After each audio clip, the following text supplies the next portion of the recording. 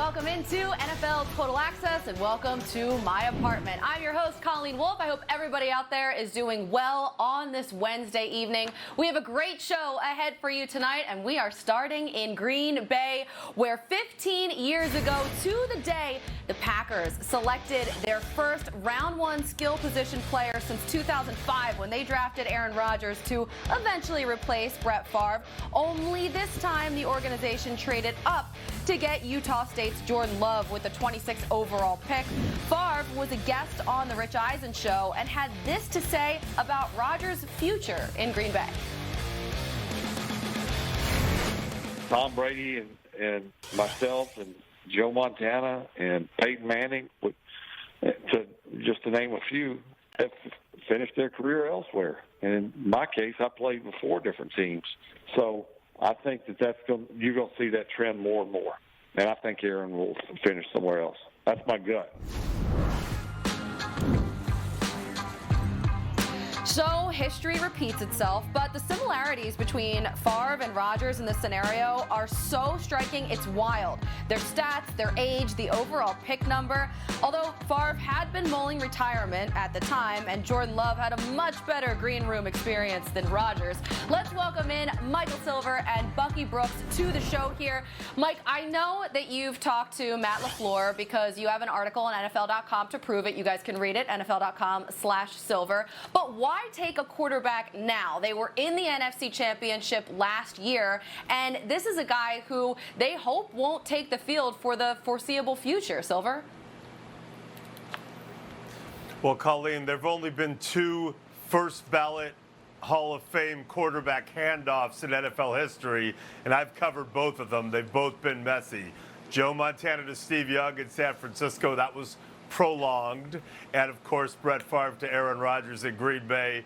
Aaron didn't get the starting job for 3 years. So the Packers management, General Manager Brian Gutekunst pulling the trigger here, they apparently believe they can do it again. And listen, there is a lot to like about Jordan Love. One offensive assistant for a team other than the Packers told me before the draft, I would take this guy #1 overall. He's the best pure thrower I've ever scouted. And so I know opinions have been a little divergent on this guy, but given that he does not have to step right in, and obviously this year will be even more challenging for a rookie, given the challenges of the offseason, this is something the Packers believe could turn out to let them pull this off again. I know that may be far-fetched, but that's the organization's thought.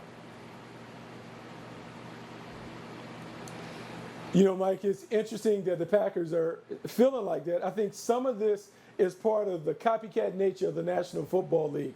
You just saw the Kansas City Chiefs hoist the trophy with Pat Mahomes. Pat Mahomes sat for a year before taking over for Alex Smith.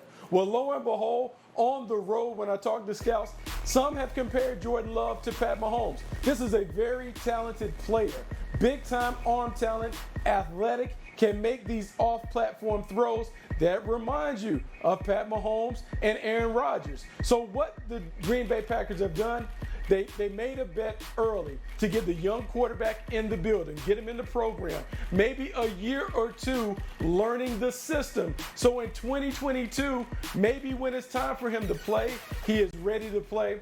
The Packers had 30 years of stability at the quarterback position. Jordan Love could give them another decade of high-end play if it turns out the way that the Packers think that it will turn out. It really is truly incredible to have that kind of stability, 3 decades at the position. Now, Favre, he spent about 20 minutes on the Rich Eisen Show, and I thought this was really interesting, too. Take a listen to what he said about Aaron Rodgers' role as a mentor. It's not his job to mentor Jordan Love. And this discussion went on when I left Green Bay. It's not the head guy's job to mentor the next guy. That guy is ultimately there to take your spot. Now, if Jordan were to ask Aaron, can I watch extra film with you? I would be shocked if Aaron said no. I think he would go over and beyond to help, but he's not going to go out of his way, and I can't blame him. Silver, how do you think this is going to go down? Because James Jones was just on our network, and, you know, obviously they were former teammates, they're friends. He's saying, hey, Rodgers is ready. But how do you see this all playing out? Well, Colleen, Aaron Rodgers is very smart and very self-aware, and I think he will treat Jordan Love very well. You saw he already reached out. Assuming Jordan Love does not come out and act entitled, which from what I'm told, he probably won't, I think that part will be fine.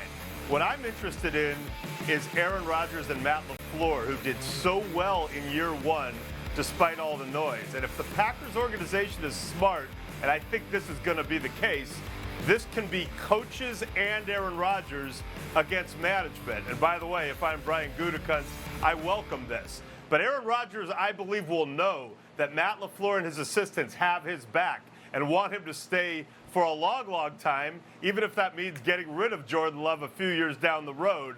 And maybe, just maybe, that alliance can lead to bigger things in year two. You know, Michael, it'll be interesting to see if they do align like that, coaches and Aaron Rodgers versus management.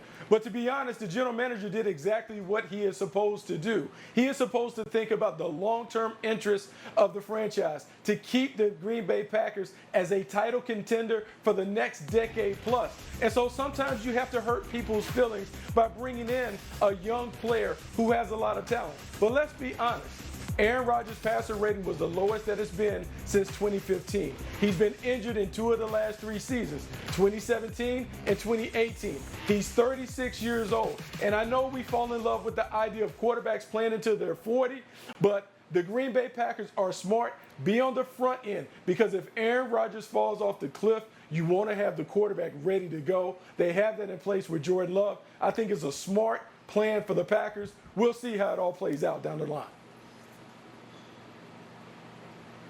Yeah, I'm sure everything is going to go super smooth. I mean, really, honestly, what could go wrong? Guys, thank you. I'll talk to you again in a little bit. Hey, we might see the Packers on Thursday Night Football coming up this year.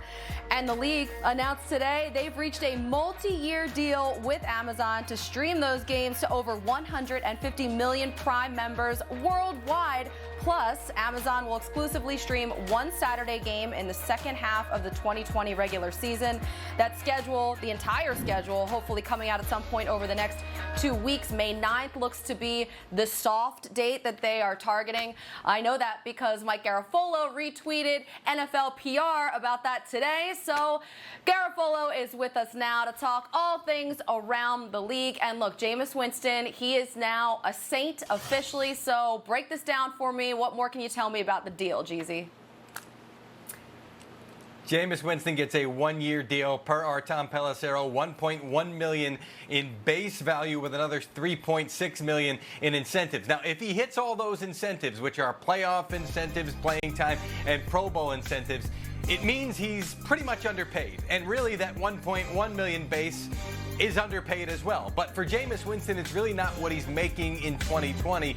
It's about the best situation for him to reset his career and get himself in line to potentially be a franchise quarterback somewhere. Well, you've got Drew Brees, a guy who is coming to the end of his career, could retire as soon as the end of this season. He already has a TV deal in place, has been injured in the recent past. So Jameis Winston looking at this saying, hey, I might get on the field in 2020 and prove to the Saints or somebody else that I should be a franchise quarterback. So he's really not worried about those financials you're seeing on the screen right there. He's more worried about how he can put himself in the best position going forward. Yeah, he got that LASIK surgery, and now who knows what's next for Jameis Winston. All right, let's move on to the Super Bowl champs because they're dealing with an issue with one of their defensive starters. What can you tell us about that? Bashaud Breeland arrested in York County, South Carolina, and charged with several counts. One including marijuana possession, also resisting arrest for an incident in which police say someone threw a blunt into his car. He had marijuana on him, and they also checked his phone, they say, and found communication regarding marijuana possession. So Breeland, who has now been released, is going to have to fight those charges, and his attorneys released a statement saying they are looking forward to reviewing all the information. They maintain his innocence. Meanwhile, Tom Pelissero and I reported today Breland was already facing a 4-game suspension for a substance abuse issue under the